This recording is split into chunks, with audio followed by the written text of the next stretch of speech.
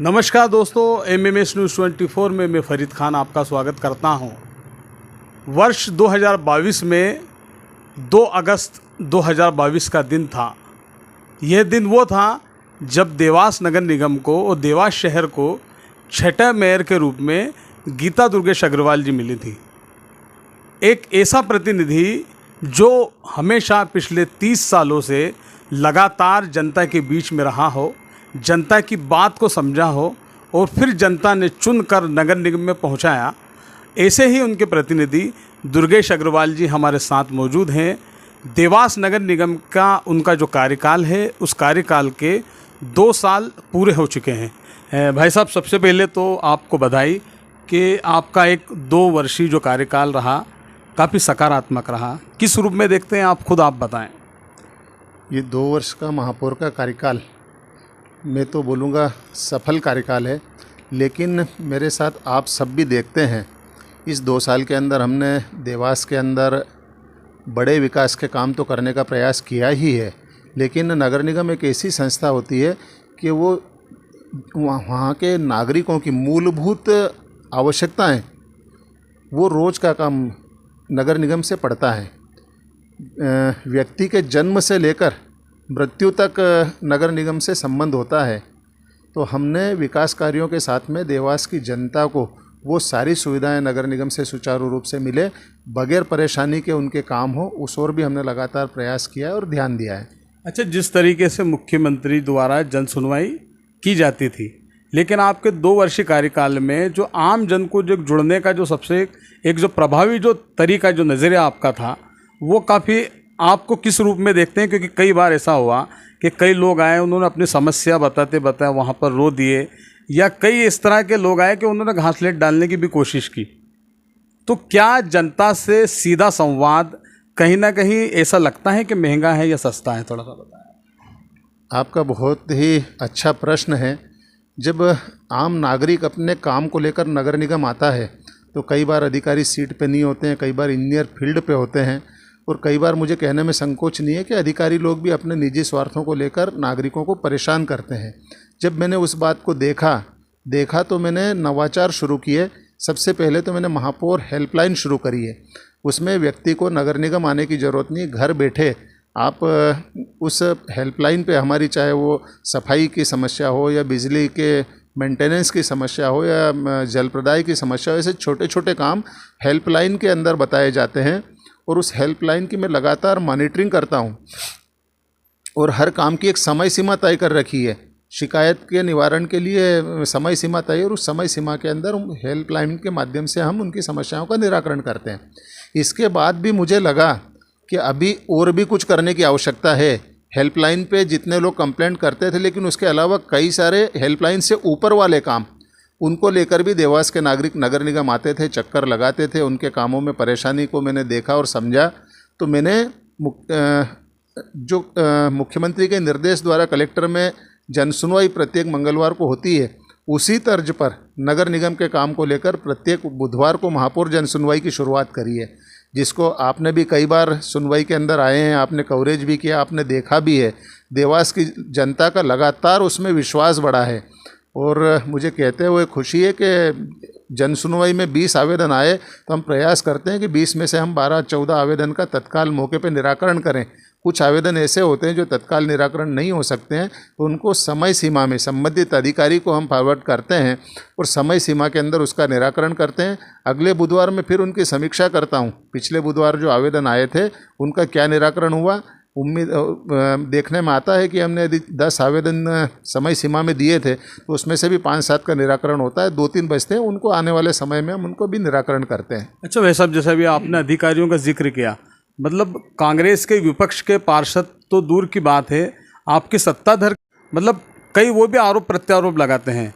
अभी 2 दिन पहले मैंने अपने नेता, जो विपक्ष के लोग हैं, नेता कांग्रेस के, उनके साथ उनका इंटरव्यू किया था, तो उन्होंने कहा कि हमारे साथ दोहरा व्यवहार किया जा रहा है। क्या कहेंगे आप, क्योंकि आपके भी लोग और विपक्ष के भी लोग? भैया, नगर निगम का चुना हुआ जनप्रतिनिधि और नगर निगम के अधिकारी, मैं हमेशा कहता हूँ कि परिवार का हिस्सा है, चोली दामन का साथ है। हम परिवार के अंदर यदि 2 भाई भी होते हैं तो आपस में किसी न किसी बात को लेकर छोटे मोटे मतभेद हो जाते हैं, लेकिन ऐसा कोई बड़ा इशू नहीं होता है। चुना हुआ जनप्रतिनिधि हमारा पार्षद होता है, उनके वार्ड के नागरिक बंधुओं की उनसे बहुत सारी अपेक्षाएं होती है। कई काम होते हैं वो अधिकारियों को बोलते हैं, कई काम तत्काल हो जाते हैं और कई काम समय सीमा के होते हैं, पर पार्षद पे चूँकि पब्लिक का प्रेशर होता है तो इसलिए उनकी नाराज़गी, उनकी उत्तेजना भी जायज़ होती है। तो मैंने हमेशा पिछले 2 साल में सेतु का काम किया है और हमारे जनप्रतिनिधि और हमारे अधिकारियों के बीच में समन्वय का काम किया है, और कहीं ना कहीं टकराव हुआ तो हमेशा उसको टालने का प्रयास किया है। और छोटे मोटे परिवार में भी होते हैं विवाद, तो 3000 लोगों का परिवार है नगर निगम, बड़ा विषय नहीं है, छोटी मोटी बातें होती है और उसको हम तत्काल निराकरण करके संभालते हैं। अच्छा, देवास का एमजी रोड का मुद्दा काफ़ी अभी गर्म है, क्योंकि 6.5 करोड़ रुपए की आपने बात कही कि वहाँ पर स्वीकृत हुआ है, रोड बनाएंगे, लाइटिंग करेंगे, गार्डन डेवलप करेंगे, लेकिन उसके साथ उज्जैन रोड का भी एक पुराना मामला है। ये 2 बड़े जो मेजर रोड हैं देवास के, मतलब इनको किस रूप में आप डेवलप करेंगे, उसके साथ जो आम लोगों की आवागमन की जो स्थिति रहेगी किस रूप में रहेगी, थोड़ा सा आप बताएं। आपने बहुत अच्छा प्रश्न किया है। नगर निगम परिषद चुनाव के बाद में, पदभार ग्रहण के बाद में, आप मीडिया के साथियों ने महापौर जी से प्रश्न किया था कि देवास के एमजी रोड की वर्षों पुरानी समस्या है, ये अतिक्रमण की चपेट में है, यहाँ पे व्यापारी भी परेशान है और व्यापार के लिए आने वाले नागरिक भी परेशान है, इसके लिए आप क्या करेंगे। महापौर जी की तरफ से मैंने बोला था कि ये मेरा ड्रीम प्रोजेक्ट है, एमजी रोड को हम चौड़ीकरण भी करेंगे, सौंदर्यीकरण भी करेंगे। मैंने पदभार ग्रहण करने के तत्काल बाद अधिकारियों को निर्देश दे के उसका पूरा प्रोजेक्ट बनाया था। प्रोजेक्ट बना के हमने टेंडर भी लगाए थे, पर चूंकि वो 6.5 करोड़ रुपए की लागत है उस प्रोजेक्ट की, और नगर निगम निधि के अंदर ठेकेदार थोड़ा सा टेंडर डालने में संकोच करते हैं, चूँकि वित्तीय स्थिति नगर निगम की थोड़ी सी ठीक नहीं रहती है। तो मुझे लगा कि हम निगम निधि से इसको शायद नहीं कर पाएंगे, तो मैंने मुख्यमंत्री अधोसंरचना में इस रोड के चौड़ीकरण और सौंदर्यीकरण के लिए प्रस्ताव बना के शासन को भेजा था। और आज मुझे कहते हुए खुशी है कि हमारे प्रस्ताव पर हमारे लोकप्रिय मुख्यमंत्री आदरणीय डॉक्टर मोहन यादव जी ने अपनी सहमति देकर हमें स्वीकृति दे दी है।